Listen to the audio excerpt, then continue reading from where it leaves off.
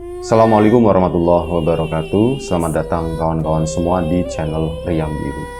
Terima kasih banyak untuk kawan-kawan yang sudah berkenan hadir di channel ini. Dan pada kesempatan kali ini ada satu cerita datang dari Mbak Dian di Purbalingga. Mbak Dian itu menceritakan tentang satu pengalaman horor yang pernah dialami oleh ibunya beberapa tahun lalu. Jadi waktu itu Mbak Dian memang masih kecil ya, masih SD lah. Kejadiannya sendiri itu sekitar tahun 2000-an. Nah, di saat Mbak Dian masih kecil tersebut, Mbak Dian itu tinggal di satu rumah ngontrak, masih orang tuanya itu ngontrak satu rumah ya, masih tetanggaan di situ ya, di kampung situ juga. Karena pada waktu itu memang ya belum ada dana gitu untuk bangun rumah sendiri. Jadi di awal-awal itu sampai Mbak Dian itu kelas berapa SD gitu ya, ini orang tuanya itu ngontrak. Sebelumnya sih ikut sama kakek neneknya, tapi karena di situ udah terlalu penuh gitu ya, jadi ada sepupu-sepupunya Mbak Dian yang lain. Kamar pun jadi susah, jadi udah ruwet lah gitu. Akhirnya orang tuanya Mbak Dian pun memutuskan udahlah kita ngontrak aja gitu kan. Dan dapatlah satu rumah masih di kampung yang sama. Dan rumah itu bukan rumah yang angker atau apa, enggak. Rumahnya itu rumah yang nyaman untuk ditempatin, rumah juga enggak terlalu besar. Nah, Mbak Dian itu bertetangga dengan satu keluarga di mana salah satunya itu bernama Mbak Asih. Mbak Asih sendiri itu ya seorang perempuan, sudah punya suami, usianya waktu itu mungkin sekitar 30-an. Dan pada suatu malam, ini ibunya Mbak Dian pertama gitu ya. Mbak Dian udah SD, dia itu udah tidur sendiri. Kadang tidurnya ya di tengah. Tidur itu nggak mesti di kamar atau apa gitu. Kadang bapak yang di tengah, pokoknya ngantuk di mana ya tidur di situlah. Nah, malam itu Mbak Dian tidur di tengah, tidur di kamar, dan kamar itu bertetangga dengan rumahnya yang namanya Mbak Asih tadi. Nah, itu malam, entah jam berapa Mbak Dian itu enggak tahu. Ini mendengar ada suara manggil-manggil. Yan, Dian, dipanggil kan, Dian, Yan, aku dadusi Yan, aku dadusi. Aku dimandiin ya, aku dimandiin. Itu ngedenger seperti itu. Mbak Dian, kok kayak suaranya Mbak Asih, tapi kok malam-malam begini minta dimandiin. Bukannya bangun, bukannya apa gitu ya. Mbak Dian takut juga, langsung tutup kepala begini pakai bantal dan suara itu hilang. Akhirnya Mbak Dian pun lanjut tidur. Keesokan paginya lupa dengan kejadian tersebut. Ingat pas udah pulang sekolah, lagi posisi main, jadi nggak sempet cerita ke ibunya atau apa gitu ya, karena waktu itu memang fokus pikirannya Mbak Dian nggak ke arah sana, tapi ke arah main-main lah, intinya namanya juga anak kecil. Dan akhirnya malam harinya lagi Mbak Dian pun tidur di situ. Waktu mau tidur Mbak Dian itu muncul keinget hal tersebut, dan akhirnya dia pun merasakan takut gitu ya. Dan siang harinya tuh ketemu sama Mbak Asih, itu biasa aja, nggak negor, tapi Mbak Dian merasa bagaimana gitu loh, aku anak kecil kok disuruh mandiin orang dewasa, mandiin Mbak Asih. Ya Mbak Diannya jadi malu-malu gimana gitu ya, malu-malu sendiri, akhirnya sudah menghindar lah lebih tepatnya. Dan malam itu karena itu tadi keinget, nanti Mbak Asih malam-malam minta dimandiin lagi, aku mau tidur di situ aja, tidur di ruang tengah. Akhirnya dia pun tidur di ruang tengah pada malam itu. Nah, ini malam-malam lagi Mbak Dian terbangun. Kali ini bukan oleh suaranya Mbak Asih yang manggil-manggil dari samping. Justru itu yang membangunkan Mbak Dian, suara bapak sama ibu itu lagi ngobrol, dan ngobrolnya pun di ruang tengah di sana. Ibu itu agak ketakutan gitu ya, dan dia pun akhirnya cerita sama bapak, Pak, ibu tadi mimpi, katanya begitu. Dan Mbak Dian kebangun, bapak sama ibu kok belum tidur gitu kan. Mbak Dian cuman bangun nengok begini, ya sudah ada orang tua, lebih nyaman, tapi kan telinga ngerekam ya, mendengar pembicaraannya. Nah, ibunya itu cerita, katanya ibu tadi mimpi Asih minta dimandiin, katanya begitu, ngomong seperti itu. Mbak Dian kan jadi ingat kejadian kemarin. Akhirnya bangun, Bu, bangun lagi, yang tadinya mau tidur. Bu, udah malam, anak kecil tidur, kata ibu begitu. Itu Bu, aku juga kemarin itu ngedenger suaranya Mbak Asih ngomong minta aku dadusian, aku minta dimandiin, intinya seperti itu kan. Ya ibu kan tambah kaget, tuh kamu kok nggak cerita, kata ibu. Ya orang aku lupa Bu, aku nggak cerita, kata si Mbak Diannya. Nah itu malam itu ya akhirnya jadi ibu malah tambah ketakutan. Kenapa ya Pak ya, ada apa dengan Mbak Asih ya Pak? Nah Mbak Asih sendiri itu adalah seorang perempuan yang pendiam. Jadi orangnya itu ya memang orang pendiam itu gimana sih gitu ya. Kalau nggak diajak ngomong ya dia nggak ngomong. Kalau nggak disapa ya dia diem aja, seperti itu.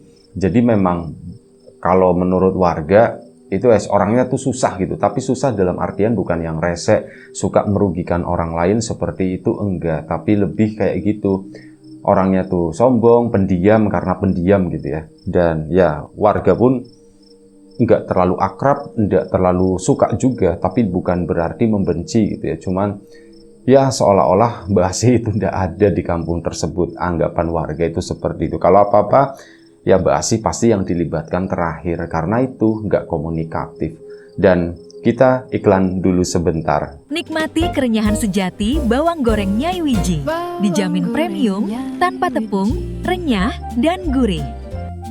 Bawang goreng kebahagiaan. Terima kasih kawan-kawan, kita lanjut lagi ceritanya. Nah, akhirnya sudah kan si Mbak Dian pun Mbak Dian pun menceritakan hal itu. Ibu pun kaget malam itu, ya mereka pun kembali tidur. Nah, keesokan harinya yang namanya Mbak Dian ini makin takut ketemu sama Mbak Asih. Tapi tumben-tumbennya seumur-umur tinggal di rumah tersebut gitu ya. Waktu itu baru ya ngontrak di sana itu sekitar 3 tahun. Udah jalan 3 tahun. Untuk pertama kalinya Mbak Asih itu datang ke rumah, ke sana. Ibu pun, bapak kan waktu itu keluar kerja ya. Sementara Mbak Dian itu berangkat sekolah. Nah ini saat di rumah lagi sepi, Mbak Asih itu datang ke rumah. Ibu kan ya gemeter gitu ngadepin Mbak Asih, orang malamnya habis mimpi seperti itu, ditambah lagi dengan ceritanya Dian yang kayak gitu, katanya manggil-manggil, ibu kan ketakutan. Mbak Asih datang, ibu itu gemeter, katanya Mbak Asih gitu kan, ada apa Mbak gitu kan. Bu, nuwun sewu, ini Mbak Asih silakan masuk ya. Tetap akhirnya dipersilakan masuk di ruang tamu di situ ya. Iya gimana Mbak Asih itu bawa bungkusan, bawa kresek. Iya Mbak Asih, ada apa, ditanya ibu kan. Bu, saya mau ngasih ini, kata Mbak Asih itu begitu. Ngasih apa Mbak Asih? Akhirnya dibuka kan si bungkusan tadi. Ternyata itu kain selendang batik ya, kain jarik gitu ya. Itu dikasih ada satu biji gitu, 1 lembar. Ini buat ibu, katanya begitu kan. Duh Mbak Asih, ini dalam rangka apa kok saya dikasih seperti ini? Nggak apa-apa, saya itu mimpi, kata Mbak Asih. Loh Mbak Asih mimpi apa? Loh keinget lagi yang minta dimandiin itu kan si ibu. Saya mimpi, saya disuruh ngasih selendang ini ke ibu, katanya begitu. Oh gitu ya, ibu makin intinya merasa ndak enak banget, entah kenapa gitu ya. Sepertinya aduh kok mengarah ke sesuatu yang buruk yang mungkin akan terjadi sama Mbak Asih gitu ya. Tapi Mbak Asih sendiri itu orangnya sehat walafiat, sehat bugar gitu ya. Dan nggak ada riwayat atau informasi dari warga kalau Mbak Asih itu sakit gitu kan. Ibu pun bingung. Aduh Mbak Asih, tapi saya nggak bisa terima. Ibu pun menolak kan. Nah Mbak Asihnya tuh, Bu, tapi saya ya bingung, saya itu mimpi itu terus. Katanya suruh ngasihin kain ini gitu kan. Kalau mau balikin ya katanya nanti, jangan sekarang, yang penting diterima dulu Bu. barang sehari 2 hari gitu kan. Nah karena Mbak Asih memaksa, akhirnya ya sudah, ibu pun menerima kain tersebut. Udah diambil, ya sudah, ini saya terima ya Mbak Asih, tapi ini nggak saya buka-buka katanya. Iya Bu, nggak apa-apa, itu terserah ibu, yang penting saya udah ngasih ini. Nah di situ ibu pun, oh ternyata Mbak Asih itu orang yang ya memang pendiam tapi lembut, cara ngomongnya juga cukup tertata gitu ya. Dan akhirnya sudah, nggak lama Mbak Asih pun akhirnya pulang. Begitu Mbak Asih pulang ke rumah, entah kenapa Mbak Asih itu kayak meninggalkan aroma, kata ibu. Baunya itu beda. Mbak Asih itu baunya tuh seger.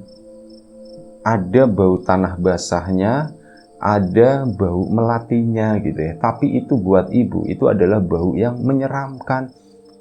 Lah kok aku jadi nyium bau begini, kok aku jadi ingat sesuatu ya, kata ibu. Lah sudahlah, udah karena akhirnya ibu kan ini, nah Mbak ini pulang, Mbak Dian tuh pulang. Dan ibu pun cerita, Dian, sini sih ibu mau cerita, katanya. Cerita apa Bu? Tadi Mbak Asih kesini. Ngapain Bu Mbak Asih kesini? Mbak Dian sekarang itu udah di fase takut sama Mbak Asih gitu ya. Padahal Mbak Asih itu nggak salah apa-apa. Ngapain Mbak Asih kesini Bu? Ini Mbak Asih ngasih kain, tapi jangan dipegang-pegang ya. Ibu cuma mau ngasih tahu aja. Itu kainnya tak taruh di atas TV di situ. Kamu jangan pegang-pegang, kamu jangan main-main, katanya begitu. Dan oh iya Bu, udah kan selesai. Malam hari pun tiba. Nah begitu malam hari tiba, di rumahnya Mbak Dian itu seharian ngobrolin Mbak Asih. Tapi memang hal itu nggak disampaikan ke keluarganya Mbak Asih, cuman obrolan di dalam rumah di situ aja lah. Dan kali ini malam-malam juga Mbak Dian itu udah tidur. Dia itu tidurnya itu di ruang tengah waktu itu karena takut. Mbak Dian kebangun lagi gara-gara apa? Mendengar ada suaranya Mbak Asih. Cuman suaranya itu ya dari kamarnya Mbak Dian, dari sisi luarnya di situ itu. Itu kan ada jendela di kamar tersebut, udah ditutup korden, udah rapet jendelanya juga. Suara itu masih tembus. Dian, Yan, manggil-manggil kan. Mbak Dian pun bangun, kayak ada yang manggil aku. Itu suaranya Mbak Asih. Yan, tolong Yan, Mbak diadusi ya, Mbak itu dimandiin Yan. Tolong Yan, ngomong seperti itu. Ya Mbak Diannya kan takut. Nah kali ini dia nggak nutup bantal begitu doang, udah langsung lari ke sana menuju ke orang tuanya, laporan, Pak, Bu, aku dengar suara itu, Mbak Asih lagi di samping, katanya begitu. Dan bapak sama ibu pun akhirnya sudah sini, kamu tidurnya di sini, kamu tidurnya sini. Dan akhirnya tidurlah Mbak Dian di situ, di kamar tersebut, dan merasa lebih aman gitu ya. Dan akhirnya udah sampai pagi. Keesokan paginya, pagi banget sekitar jam 6 baru ada informasi masuk. Oh, dengkulnya kelihatan. Mohon maaf. Ada informasi masuk itu dari tetangga sebelah, dari rumahnya Mbak Asih. Dari pihak keluarga itu ngabarin, Pak, Bu, nun sewu, kami mau ngabarin apa? Asih meninggal gitu kan. Innalillahi, kaget bukan main. Bapak sama ibunya ini, Mbak Dian sendiri masih mandi waktu itu ya, mau sekolah soalnya. Itu dikasih tahu kan si Mbak Dian, Yan, sini. Kenapa Bu? Mbak Asih meninggal, katanya begitu, kata si ibu. Oh, meninggal Bu? Tadi malam kan masih manggil-manggil, katanya begitu, minta dimandiin. Sekarang udah meninggal Bu. Nah akhirnya apa? Ibu pun, udah Dian, kamu mau sekolah atau enggak? Ditanya begitu. Mbak Dian, sekolah enggak ya? Sekolah. Enaknya apa Bu? Yaudah kamu libur dulu aja, katanya. Ada tetangga yang meninggal. Akhirnya sudah. Mbak Dian pun hari itu enggak masuk sekolah dan ikut acara pemakaman tersebut. Tapi cerita yang di rumah itu enggak dibocorin ke keluarganya Mbak Asih. Udahlah biarin aja, toh udah terjadi seperti ini. Bapak pemakaman pun singkat cerita selesai gitu ya. Bapak sama ibu pun menganggap hal ini sebagai, ini mungkin kayak semacam pertanda atau firasat kali ya, kalau ada orang yang mau meninggal. Dan yang mau meninggal itu Mbak Asih, maksudnya itu minta dimandiin itu ya siapa orangnya yang mau dimandiin gitu, kecuali orang udah meninggal gitu kan, pikir bapak itu seperti itu. Dan ya itu sebagai pertanda aja lah, kita dikasih informasi seperti itu, cuman kitanya ya karena kita juga bukan siapa-siapa begitu ya, jadi ya sudah. Nah, nanya-nanya Mbak Asi itu sebenarnya punya sakit atau enggak. Ternyata Mbak Asi itu memang punya penyakit, jadi udah bertahun-tahun, tapi sakit itu tuh sakit dalam ya, yang dari luar itu nggak kelihatan. Sakitnya apa? Bapak sama ibunya Mbak Dian juga nggak terlalu ngerti, apalagi Mbak Dian. Intinya Mbak Asi itu ternyata memang sakit. Dan akhirnya sudah, pemakaman pun berlangsung. Bukannya ketakutan udah selesai atau bagaimana, justru ibu sama bapaknya Mbak Dian, sama Mbak Dian termasuk, itu merasakan ada ketakutan baru. Ya, di samping rumah baru meninggal. Kan ya namanya orang kampung gitu ya, dengan kepercayaannya, dengan pemikirannya. Nanti kalau misal pulang ke sini minta dimandiin lagi gimana ya, pikir ibu itu seperti itu. Dan hal itu kan jadi di bayangannya Mbak Asi sebagai seorang anak kecil, itu tuh kayak, serem banget pasti nanti Mbak Dian bentuknya pocongan ke sini, minta dimandiin. Alah, serem gitu kan. Mbak Dian pun ketakutan. Dan malam pertama yang dialami oleh keluarganya Mbak Dian itu apa? Bau melati. Baunya itu wangi banget. Acara pemakaman udah selesai, bunga-bunga, kembang-kembang kayak gitu kan udah ditaruh di makam di sana ya. Kok masih ada bau yang masuk ke dalam rumah? Dari sore itu ndak ada, kecium itu dari mulai jam 10 malam. Saat di rumah sebelah itu udah selesai. Nah, di situ, Pak, kok baunya wangi, melati begini ya Pak? Dan itu menyelimuti satu ruangan, ruang tengah doang. Di dalam kamar itu enggak bau apapun. Ibu kan waktu itu masih duduk lagi ngelipetin baju di sana di ruang tengah. Mbak Dian itu sama bapak udah di kamar. Mbak Dian nggak berani tidur sendirian karena ada kejadian itu. Nah, ini ibu nyium, ibu langsung bangun. Pak, kok bau begini Pak? Bapak pun keluar, Mbak Dian pun keluar. Mereka semuanya itu nyium bau yang nyengat banget itu. Melatinya tuh bener-bener nyengat, kayak parfum yang bau melati gitu ya. Dan jaraknya, durasinya itu lumayan cukup lama, sekitar 15 menit. Ya, bapak diem aja, ibu diem aja, mereka pun akhirnya berkumpul di kamar di sana. Udah selesai tuh malam itu, nggak ada kejadian lain. Keesokan paginya, aktivitas seperti biasa. Dan malam harinya lagi, ini bapak kan ikut acara tahlilan dan sebagainya. Ibu juga bantu-bantu di sana. Mbak Dian itu main dengan anak-anak kecil yang lain ya, di teras di situ rame lah. Jadi sore harinya itu aman, tapi giliran acara udah selesai, mungkin sekitar jam 8 malam, tiba-tiba ya suasana itu jadi nyenyet, jadi bener-bener sepi, dan ya tambah menakutkan lah intinya. Nah, ini bapak waktu itu dapat acara undangan. Jadi acara undangan, ada acara dari rapat dari RT gitu ya. Jadi bapak kan harus pergi menghadiri itu setelah acara tahlilan tadi. Acaranya tuh mulai jam 8 malam. Ya bapak hadir ke sana kan, masa iya gara-gara ibunya takut terus bapak itu ndak boleh ini ya. Ibu sempat ngomong seperti itu, cuman ya bulah, namanya kayak gini masih sore juga kata situ. Ya akhirnya sudah, bapak pun berangkat ke sana menghadiri undangan tersebut. Rapat, balik-balik itu sekitar jam setengah 10 malam udah selesai. Itu pun bapak pulang duluan, dalam artian nggak ada cara ngobrol-ngobrol dulu atau apa. Bapak langsung permisi karena ngerti ibu sama Mbak Dian itu lagi ketakutan di rumah. Nah, bapak pulang, jalanlah dia dengan santainya, nggak kepikiran apapun gitu ya. Begitu bapak sampai di halaman rumah, itu melihat ada satu sosok berdiri di sana, di sebelah kanan rumah, di antara rumahnya Mbak Dian sama rumahnya Mbak Asi. Bapak itu melihat Mbak Asi lagi berdiri, cuman yang bapak lihat itu berdirinya itu pakai pocongan gitu. Itu bapak udah takut banget, cuman mau lari ya gimana gitu. Bapak itu cuman larinya menuju ke arah pintu, buka pintu, jegrek. ibu kan jadi ini, kenapa sih itu siapa sih? Kayak mainin pintu gitu.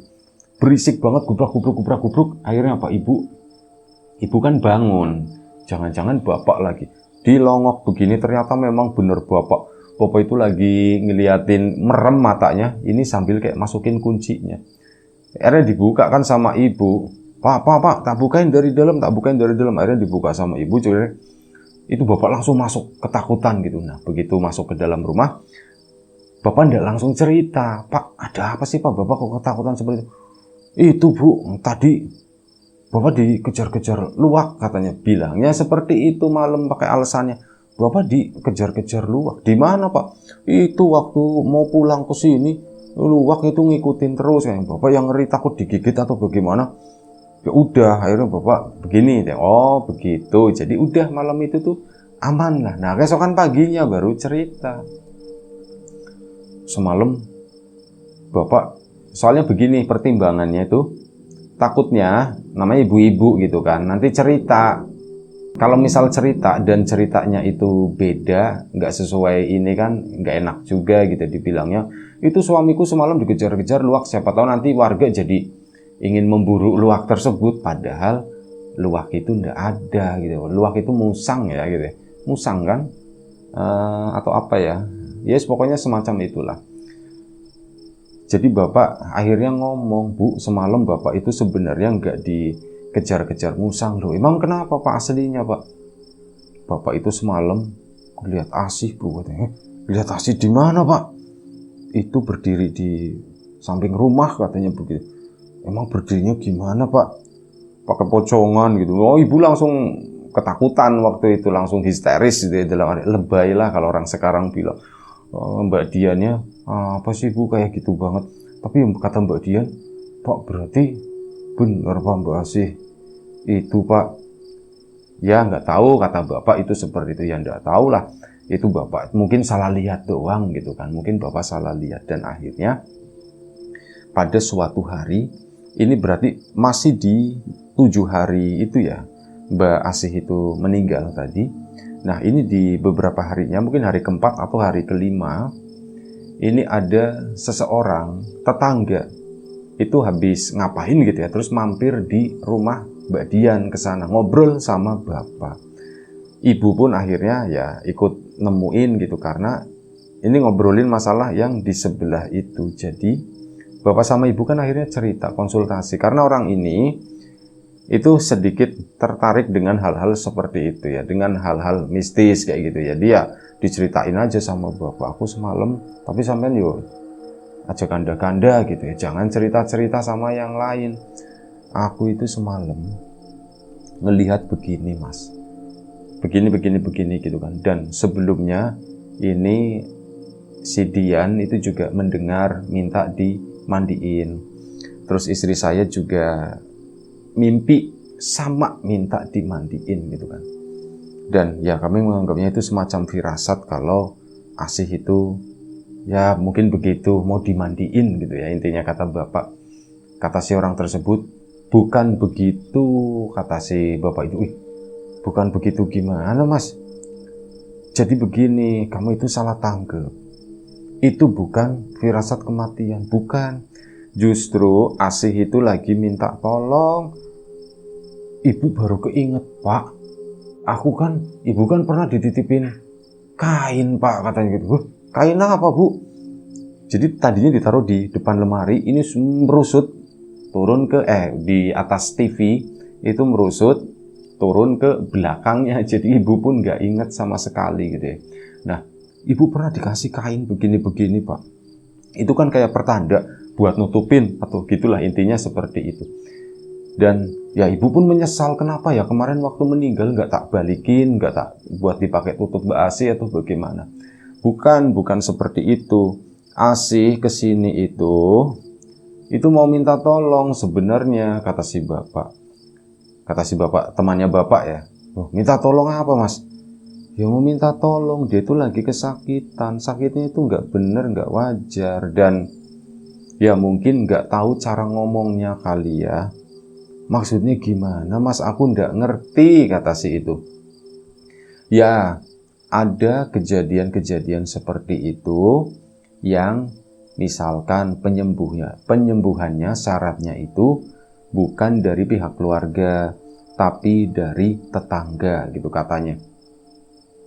Bapak bingung kan, masih bingung. Maksudnya gimana Mas? Jadi begini, ASI itu mau minta tolong tetangga. Ya tetangga paling deket itu kamu. Yang sana kan lumayan jauh jaraknya. Ada kebun gitu ya. Paling deket kan kalian. Mau minta tolong kalian itu buat mandiin beneran. Supaya apa yang nempel di badannya itu pada bersih. Ya karena ASI perempuan, minta tolongnya itu sama ibu, kata si orang tadi. Minta tolong sama si ibu, minta dimandiin. Mandiin itu buat ngebersihin. Dan Mbak Asih nitip kain itu, yaitu nanti buat penutup saat lagi dimandiin katanya. Ya bapak sama ibu, Mas masa kayak gitu Mas? Ya ndak percaya, kata si itu. Ya memang begitu, orang mau minta tolong seperti itu. Lah berarti kita salah dong Mas? Ya enggak, kalian ndak salah, semuanya bener, katanya begitu kan. Duh gimana Mas semuanya bener gimana? Ya semuanya salah lah, gampangan begitu. Asihnya nggak berani ngomong langsung, sementara kalian nggak nangkep hal tersebut. Ya sudah, memang Asih umurnya itu segitu. Jadi ya memang mau diapa-apain, ya mau meninggal ya sudah meninggal, udah ada yang nulis, kata si bapak tadi. Oh gitu ya Pak, tapi kita berarti nggak salah ya? Enggak lah, kalian nggak salah, kata si bapak. Dan ya syukur alhamdulillah. Dan akhirnya kan mulai menyelidiki tuh bapaknya Mbak Dian. Ternyata memang Mbak Asih itu udah sakit bertahun-tahun. Ya mungkin secara medis terdeteksi apa, tapi secara mistis itu juga terdeteksi kalau Mbak Asih itu kena kayak semacam, ya mungkin orang bilang itu kayak teluh atau santet begitu ya. Jadi santet itu merusak gitu kan, dan akhirnya memicu penyakit medis yang lain katanya.